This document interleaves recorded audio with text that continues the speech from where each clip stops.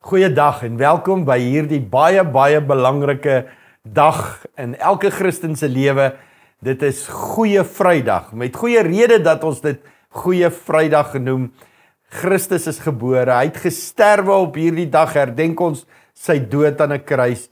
En sommer net dit wat dit vir jou en my beteken, dat hy ons straf op hom geneem het. Kan ek so 'n bietjie met 'n ander invalshoek begin? Baie keer sien ons dit in films waarna ons kyk, dat tydens natuurrampe of terreurrampe, wanneer daar baie meer pasiënte is as wat daar paramedici is, mense genoop word om belangrike besluite te maak. Want wie help ons eerste? Begin ons net van 'n kant af, en dan word dit baie keer aan ons voorgehou, dat die paramedici in daai oomblik, wanneer hulle moet kies, help ons 'n bejaarde mens of help ons 'n kind, eerder eers die kind help. Want die gedagte agter dit is, hierdie mense het 'n vol lewe gelei, hierdie kind se lewe lê voor hom. Ons sien dit wanneer dit kom by oorlogstonele, wanneer daar 'n klomp mense geaffekteer is deur 'n aanval, miskien deur 'n bomontploffing of wat ook al, dat die paramedici of die dokters eintlik besluit wie is die persoon wat die beste kans op oorlewing het. So kom ons help hom eers, want as hierdie persoon lyk asof hy dit nie gaan maak nie, help dit nie ons spandeer nou tyd aan hom nie, kom ons gaan eers na hierdie persoon toe. Het jy jouself al ooit in so 'n posisie ingedink, waar jy die een is wat moet kies tussen hierdie en hierdie persoon se lewe? Kom ons maak dit bietjie meer persoonlik. Het jy as man, getroude man, dalk al daaraan gedink, hoe dit sou wees as jy in 'n ekstreme situasie moet wees, waar jy moet kies, red ek die lewe van my vrou of red ek die lewe van my kind? Dit kan net een van die twee wees. Daar's nie nou tyd om al twee te red nie. Ek het net een kans. Of ek het twee kinders. Gaan ek die een vat of daai een vat? Dit moet verskriklik wees om in so 'n situasie te wees waar ek moet kies. Het jy al ooit daaraan gedink dat God ons Vader in so 'n posisie was? Sy seun, sy enigste, wat geen foute gehad het nie, aan die een kant, en die mensdom wat God vir homself geskep het aan die ander kant. Maar hierdie mensdom is besig om verlore te gaan. En die enigste plan om te maak is, hy moet sy seun opoffer vir die redding van hierdie mense. En dan het mense al so baie daaroor gepraat, maar hoekom moes hy kies? En dan staan hierdie ewige sogenaamde spanning tussen twee van sy karaktertrekke, want hy is 'n regverdige God en hy's 'n liefdevolle God. Kan die liefdevolle God toesien dat iemand verlore gaan? Kan die liefdevolle Vader sy seun so wreed laat sterf? Maar aan die ander kant is hy 'n regverdige God, wat reëls neergelê het, die loon van sonde is dood, dit kan nie ongestraf bly nie. En dan moet God kies, hierdie regverdige God, wat ook 'n liefdevolle God is, die enigste antwoord. Hy moet sy seun kies, dat sy seun geoffer word. Hy moet die een wees, wat in die bres tree vir hierdie verlore gaande mensdom, waarvan ek en jy deel is.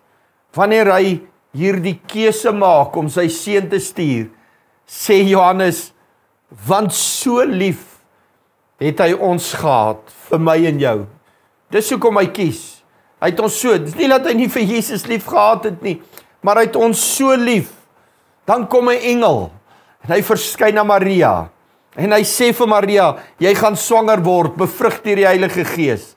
As Josef, Maria se verloofde, dit hoor, dan wil hy in geheim van haar skei, want dit sou hierdie verskriklike skande wees. En dan hoor hy God praat met hom, en ek lees dit vir jou Matteus 1. Sy sal 'n seun baar, en jy moet hom Jesus noem, want dit is hy wat sy volk van hulle sonde sal verlos.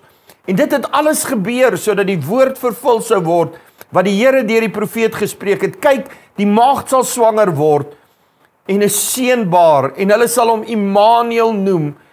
Dit is, as dit vertaal word, God met ons. Gebore om te sterwe.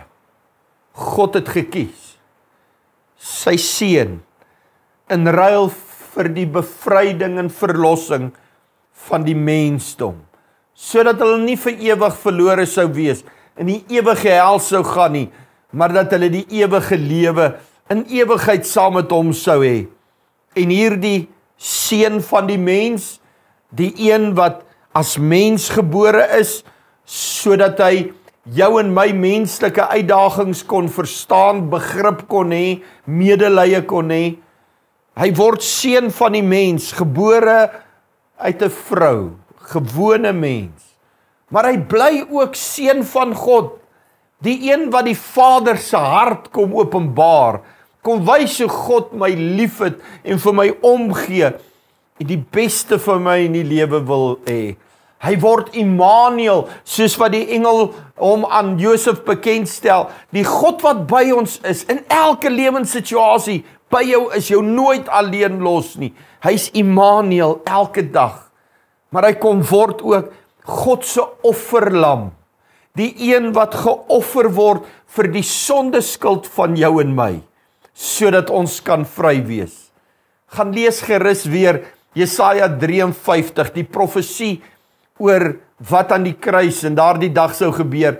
Ek lees vir jou enkele verse van vers 5 af, maar hy is terwille van ons oortredinge deurboor.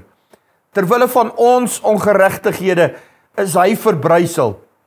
Die straf wat vir ons die vrede aanbring, was op hom, en deur sy wonde het daar vir ons genesing gekom. Ons almal het gedwaal soos skape, ons het elkeen sy eie pad geloop, maar die Here het die ongeregtigheid van ons almal op hom laat neerkom. Hy is mishandel, hoewel hy onderworpe was. Hy het sy mond nie oopgemaak nie, soos 'n lam wat na die slagplek gelei word, en soos 'n skaap wat stom is voor sy skeerders. Ja, hy het sy mond nie oopgemaak nie. Op hierdie goeie Vrydag dink ons terug, en ons dink hy's gebore om as offerlam te sterwe. Vir 'n paar jaar op die aarde geloop, vir 3 jaar homself gewys vir wie hy is, en dan sterwe hy wreed vir jou en my. En wanneer hy aan die kruis hang, dan roep hy uit, dit is volbring. My missie aarde toe, die rede hoekom ek gekom het, hier is dit nou. Ek sterwe vir 'n mensdom se sondes. Sondag, dan vier ons sy opstanding. Die feit dat hy nie net gesterwe het nie, maar opgestaan het. Maar op hierdie goeie Vrydag, herinner jouself, God het gekies om jou lief te hê, jou te red, my te red. Dit is volbring. Kom ons bid. Vader, dankie vir hierdie wonderlike gawe van verlossing, van vrymaking. 'n Geskenk wat ons nie verdien het nie. Jesus het in ons plek gesterwe, gebore om te sterwe, gebore as mens, om as mens ons straf op hom te neem. Dankie vir dit wat aan 'n kruis op Golgotha gebeur het. Dankie dat elkeen wat na my luister en ek self kan vry wees as gevolg van Jesus. Dankie vir ewige lewe. Dankie dat ons vir altyd by U kan wees. Immanuel, die God by ons. Dankie dat U dit uitgeroep het en dat ons dit kan glo.